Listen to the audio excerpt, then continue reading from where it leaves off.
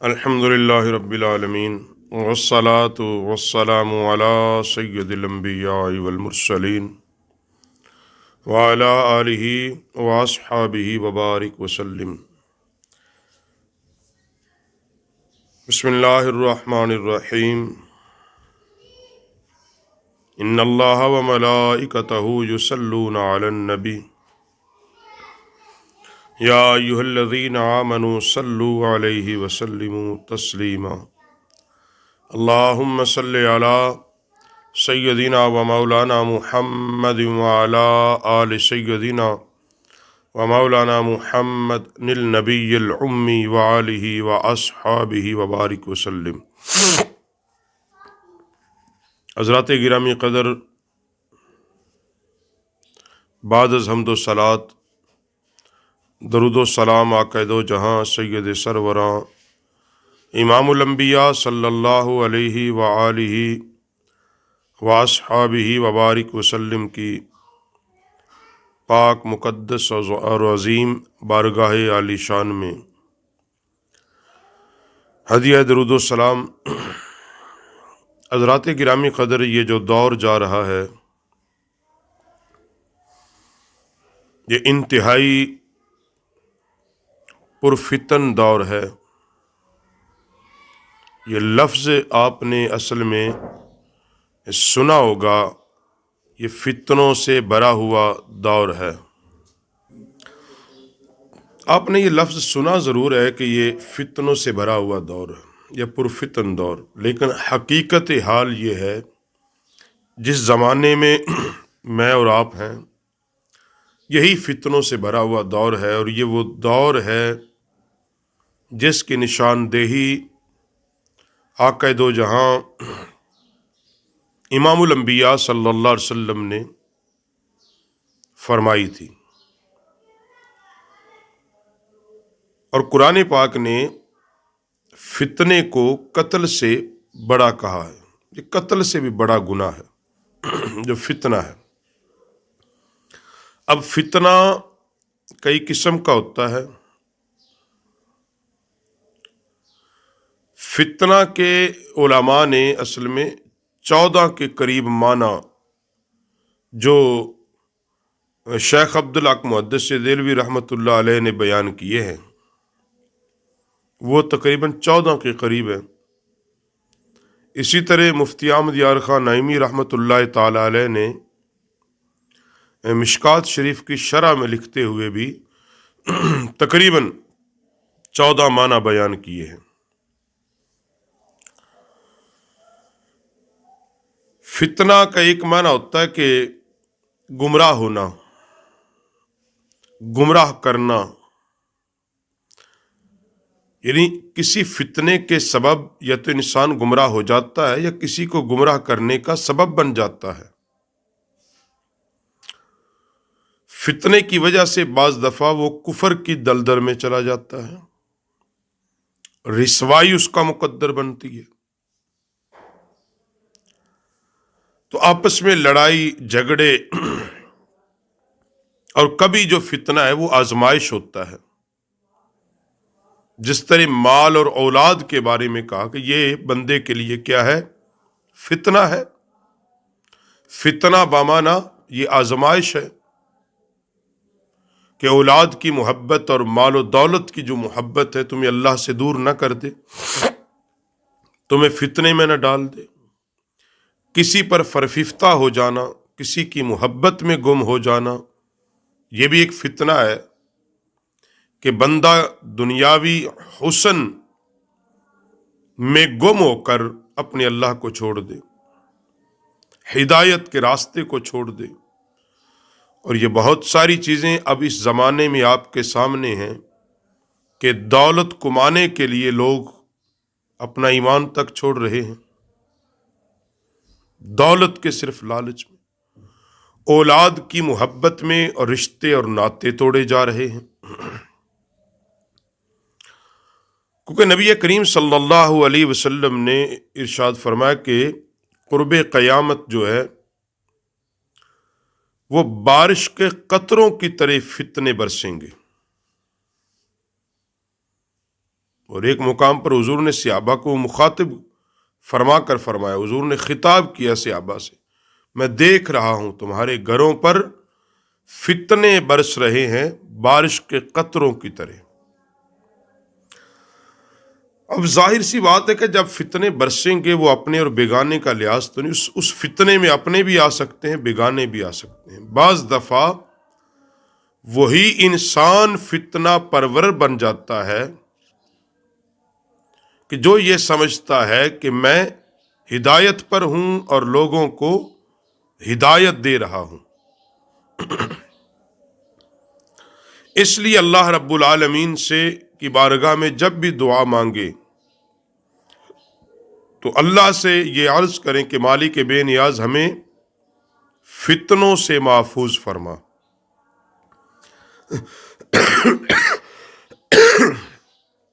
ایسی آزمائش سے اللہ ہمیں محفوظ فرما جس کو اٹھانے کی طاقت نہ رکھتے ہوں، جس کو برداشت کرنے کی طاقت نہ رکھتے ہوں۔ اور یہی وہ دور ہے کہ جس میں ایمان بچانا اس طرح ہے جس طرح ہاتھ میں آگ کا انگارہ لینا۔ ایمان بچانا اتنا مشکل ہو چکا ہے کہ جس طرح ہاتھ میں آگ کا انگارہ لینا مشکل ہے، کیونکہ ہر طرف سے فتنوں کی بھرمار ہے۔ دین کے نام پر فتنے، دنیا فتنہ، حسن فتنہ، دولت کی حرص فتنہ، اور اتنے سارے فتنوں کے جال میں اگر انسان اپنا ایمان بچا لیتا ہے تو اس جیسا صاحب ایمان، صاحب دل، بہادر میرے خیال کوئی نہیں۔ اور آقا نعمت صلی اللہ علیہ وسلم نے اسی حوالے سے بیان کرتے ہوئے، یہ بخاری شریف کے اندر بھی حدیث ہے اور صحیح مسلم کے اندر بھی ہے، اور اس میں ایک بات بڑی آپ کو عجیب لگے گی کہ تمام محدثین نے کتاب الفتن کے نام سے علیحدہ ایک باب قائم کیا حدیث کے اندر، یعنی نبی علیہ الصلوۃ والسلام نے اس قدر تنبیہ کی اپنی امت کو اور فتنوں کا ذکر کیا کہ محدثین نے پوری کتاب کے نام سے کتاب الفتن، اور اس کے اندر پھر بڑے باب باندھ دیے ہیں، اور اس میں نبی علیہ السلام کے فرامین کہ حضور علیہ السلام نے ان فتنوں کا ذکر کیا ہے۔ مگر ہم وہ بدقسمت ہیں کہ جو ان فتنوں سے آگاہ نہیں یا آگاہ ہونا نہیں چاہتے، یا ان فتنوں کو جاننا نہیں چاہتے۔ جس طرح حضور امام الانبیاء صلی اللہ علیہ وسلم نے فرمایا، یہ بخاری اور مسلم کی حدیث ہے، اور مشکات شریف کے اندر بھی یہ روایت موجود ہے کہ حضور علیہ السلام نے فرمایا، حضرت حذیفہ پاک روایت کرتے ہیں کہ ایک جگہ ہم رسول پاک صلی اللہ علیہ وسلم کے ساتھ بیٹھے ہوئے تھے، یا ہم میں حضور صلی اللہ علیہ وسلم قیام فرما رہے تھے، تو آپ علیہ الصلوۃ والسلام نے اسی جگہ میں، یعنی جہاں حضور تشریف فرما تھے، قیامت تک ہونے والی کوئی چیز نہ چھوڑی مگر حضور نے اس کی خبر دی۔ اور حضرت حذیفہ کہتے میرے دوست اس بات کو جانتے ہیں، گواہ ہیں کہ ان واقعات میں کوئی چیز ہوتی جسے میں بھول چکا ہوتا، پھر اسے دیکھتا، جب وہ اس سے غائب رہا تو میں اس کو پہچان لیتا، اور فرماتے کہ میں اسے دیکھ کر پہچان لیتا۔ اور ایک اسی حدیث کو دوسرے الفاظ کے ساتھ بیان کیا کہ نبی علیہ الصلوۃ والسلام نے خطبہ ارشاد فرمایا، منبر پر حضور علیہ السلام جلوہ گر ہوئے اور آقا کریم صلی اللہ علیہ وسلم نے خطبہ ارشاد فرمایا، اور خطبہ ارشاد فرما کر حضور علیہ السلام نے قیامت تک ہونے والی تمام چیزوں کو بیان کر دیا، ہر چھوٹی اور بڑی چیز کو۔ سو جس نے جتنا یاد رکھا، سو جو جتنا بھول گیا وہ بھول گیا، مگر جب وہ چیزیں رونما ہوتی ہم پہچان لیتے، ہم جان لیتے کہ نبی علیہ السلام نے ان چیزوں کو بیان کیا۔ اور ایک تیسری احادیث اس موضوع پر آپ کو ملتی ہے، آپ نے بارہا سنی ہے، مگر اس احادیث کو کتاب الفتن کے اندر محدثین لے کے آئے ہیں۔ محدثین کتاب الفتن کے اندر اس حدیث کو لے کے آئے ہیں، اور بعض نے اس کو لکھا کتاب فضائل کے اندر یا مناقب کے اندر۔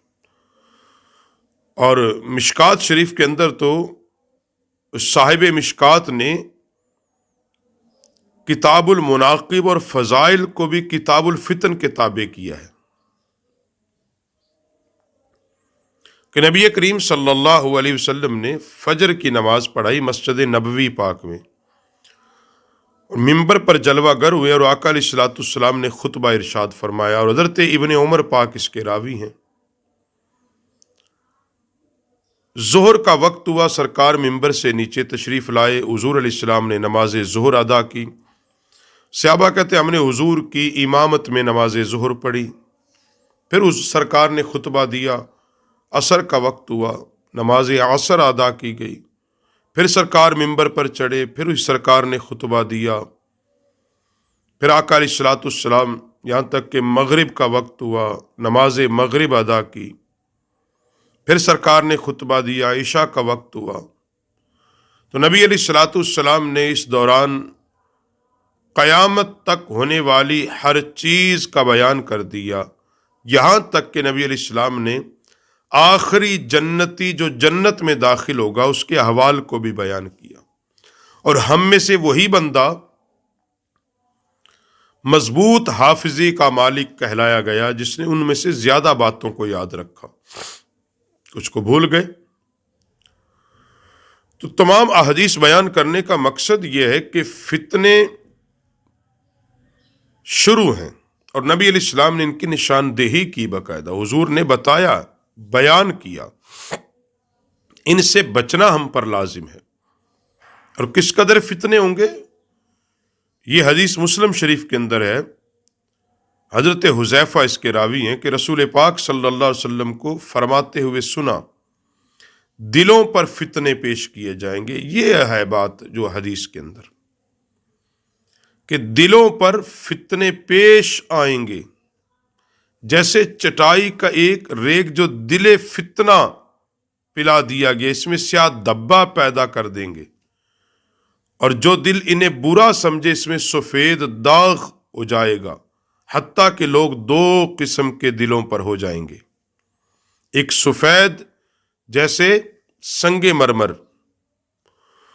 اور کوئی فتنہ نقصان نہ دے گا جب تک کہ آسمان و زمین قائم ہے، اور دوسرا کالا راکھ ہم رنگ ہو جائے گا، جیسا کوزہ یعنی گھڑا اوندا ہوتا ہے، نہ بلائی کو پہچانے نہ برائی کو پہچانے، سو اس خواہش کے جو اسے پلا دی گئی۔ نبی علیہ السلام نے فرمایا، اس کو میں آسان کر کے اس احادیث کو بیان کریں تو، کہ دو قسم کے لوگوں کے دلوں پر تقسیم ہوں گے۔ ایک تو وہ ہوگا جو فتنے کو دیکھے گا اس کو برا جانے گا۔ برا کون جانے گا؟ جو آگاہ ہوگا فتنے سے، اس کو قبول نہیں کرے گا، وہ اس کو برا جانے گا۔ تو اللہ کے نبی صلی اللہ علیہ وسلم نے فرمایا کہ پھر اللہ کریم اس کے دل کو صاف کر دے گا، اور سفید ہو جائے گا جیسے سنگ مرمر ہوتا ہے، پھر کوئی فتنہ اس کو تکلیف نہیں پہنچائے گا جب تک زمین و آسمان قائم ہے۔ کیوں نہیں پہنچائے گا؟ کہ وہ فتنے کو برا سمجھتا ہوگا۔ اور ایک وہ ہوگا کہ اس کے دل پر کوئی نصیحت عمل نہیں کرے گی، کوئی وصیت عمل نہیں کرے گی، اس کا دل سیاہ ہوگا، کالا ہو جائے گا، اور وہ نہ برائی کو پہچانے گا۔ آج کچھ لوگ ہیں، آپ ان کو جو مرضی کہیں ان پر کوئی اثر نہیں، نہ وہ بھلائی اور برائی میں کوئی تمیز ہی نہیں کرتے، تمام چیزوں کو ایک جیسا سمجھتے ہیں۔ تو ایسے بندے کے جو قیامت کے دن کے انجام ہے وہ اچھے نہیں ہیں۔ اس لیے فتنوں کو پہچانو اور فتنوں سے بچو، ان سے بچنے کا اللہ اور اس کے رسول نے حکم دیا ہے۔ فتنہ قتل سے بڑا سخت ہے، اور فتنوں سے بچنے کا نبی علیہ الصلوۃ والسلام نے بار بار حکم دیا کہ جو فتنوں سے بچے گا وہ اپنا ایمان بچا لے گا۔ اور فتنے اس زمانے میں جو یہ گزر رہا ہے، ضرورت عمر یہ ہے کہ ہم ان باتوں کو پہچانیں کہ فتنہ کتنی صورتوں میں آ رہا ہے، کن شکلوں میں آ رہا ہے، اور محدثین نے باقاعدہ اس کو بیان کیا ہے۔ علماء کو چاہیے، منبر و محراب کے ورثاء کو چاہیے کہ وہ ان موضوعات کو بیان کریں باقاعدہ احادیث کی روشنی میں، کہ فتنے کس انداز میں داخل ہو رہے ہیں، اور بالخصوص اسلام پر کس طرح حملہ آور ہے فتنوں کی صورت میں۔ ہمیں کس طرح ایسے ایسے فتنے بپا کیے جا رہے ہیں کہ اہل ایمان کو ایمان سے ہٹا دیا جائے۔ تو اللہ رب العالمین ہمیں فتنوں سے بچنے کی توفیق بخش دے۔